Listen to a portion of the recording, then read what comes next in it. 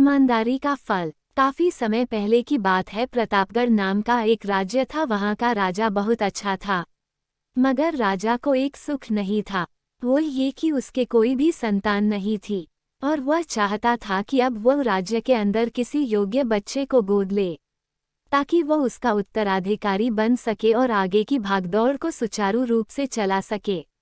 और इसी को देखते हुए राजा ने राज्य में घोषणा करवा दी कि सभी बच्चे राजमहल में इकट्ठे हो जाए।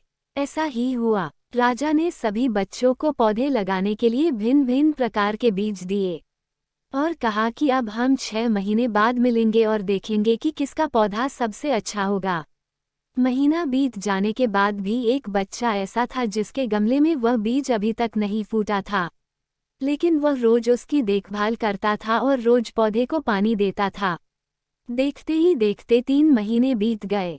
बच्चा परेशान हो गया। तभी उसकी माँ ने कहा कि बेटा धैर्य रखो, कुछ बीजों को फलने में ज़्यादा वक्त लगता है।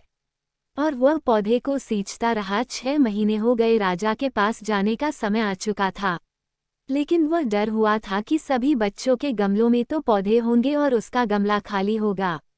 लेकिन वह बच्चा ईमानदार था और सारे बच्चे राजमहल में आ चुके थे।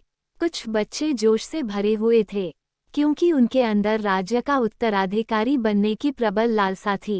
अब राजा ने आदेश दिया, सभी बच्चे अपने अपने गमले दिखाने लगे, मगर एक बच्चा सहमा हुआ था क्योंकि उसका गमला खाली था। तभी राजा की नज़र उस गमले पर गई। उसने पूछा, तुम्हारा गमला तो खाली है? तो उसने कहा, लेकिन मैंने इस गमले की 6 महीने तक देखभाल की है। राजा उसकी ईमानदारी से खुश था कि उसका गमला खाली है, फिर भी वो हिम्मत करके यहाँ आ तो गया। सभी बच्चों के गमले देखने के बाद राजा ने उस बच्चे को सभी के सामने बुलाया। बच्चा सहम गया और राजा ने वह गमला सभी को दिखाया। सभी बच्चे जोर से हंसने लगे। राजा ने कहा, शांत हो जाइए, इतने खुश मत होइए। आप सभी के पास जो पौधे हैं वो सब बंजर है, आप चाहे कितनी भी मेहनत कर ले उनसे कुछ नहीं निकलेगा। लेकिन असली बीज यही था।